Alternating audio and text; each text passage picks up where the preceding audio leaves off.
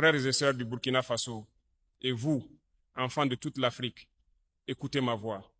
Je me présente devant vous aujourd'hui non pas comme un simple citoyen, mais comme le témoin d'un renouveau. Regardez bien derrière moi. Observez attentivement ce qui s'élève de notre sol.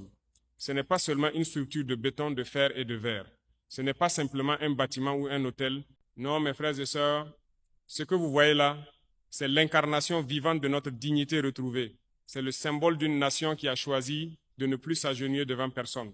Ce qui prend forme sous vos yeux n'est pas né d'un caprice ni d'une imitation de modèles étrangers.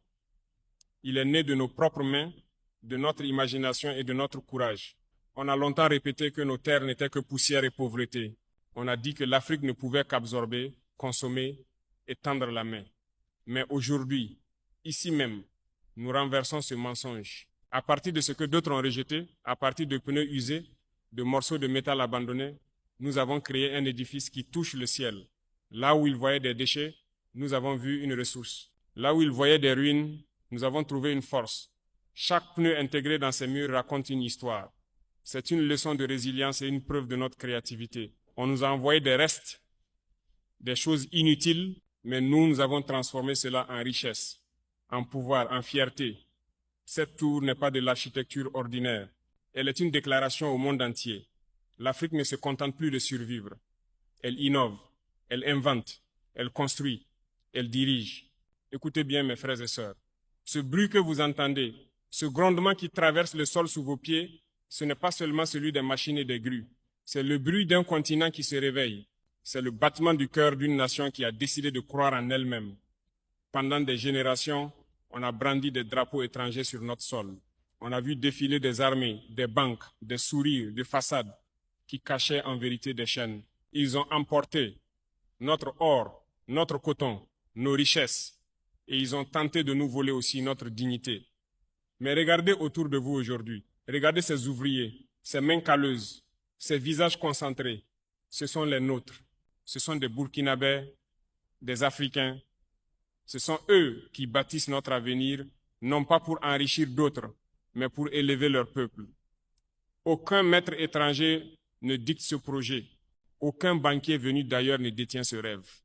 Non, cette tour est le fruit de notre volonté, construite par des Burkinabés pour le Burkina Faso et pour toute l'Afrique. Mes frères et sœurs, sentez cette vibration dans le sol. Ce n'est pas seulement une construction, c'est la liberté qui prend racine et s'élève. La vraie liberté ne se dit pas, elle se prouve. Pas par des promesses creuses ou des discours enjolivés, mais par des actions concrètes qui montent vers le ciel. Voilà à quoi ressemble une... Tant que Dieu me prête souffle, je marcherai avec vous, dans la poussière s'il le faut, jusqu'à ce que le Burkina se relève fier, libre et souverain. Que le soleil se lèvera sur des villages sans école, moi je ne connaîtrai pas la tranquillité. Tant que nos femmes marcheront des kilomètres pour trouver de l'eau pendant que d'autres exploitent nos ressources sans vergogne, je ne me sentirai jamais digne de porter l'uniforme. Tant qu'un enfant dort sous une bâche, notre travail n'est pas fini. Tant qu'une femme meurt en couche faute de soins, notre combat continue. Tant qu'un jeune se sent inutile sur sa propre terre, notre révolution n'a pas encore atteint son but. Tant que le peuple portera le poids de la misère pendant qu'une minorité mange à sa place, je ne m'assoirai sur aucun trône. Camarades, je ne suis pas venu pour diriger, je suis venu pour servir, pour réparer. Servir le peuple, servir ma chère patrie. Si je ne sers pas mon pays, qui veut servir? Si j'ai pris le pouvoir, c'est pour réparer une injustice, réparer une trahison et récupérer notre pays envahi par l'ennemi.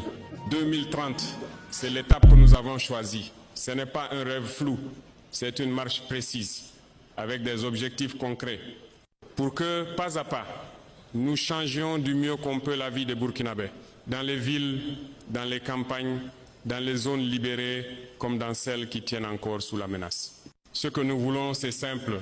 Un Burkina qui transforme son coton ici, un Burkina qui raffine son or ici, un Burkina qui produit son riz, ses médicaments, ses écoles, ses logements ici, pas avec des dettes, pas avec des ordres venus d'ailleurs, avec notre force, avec notre intelligence, avec notre propre modèle. Camarades, le monde ne comprend pas toujours ce que nous faisons. Certains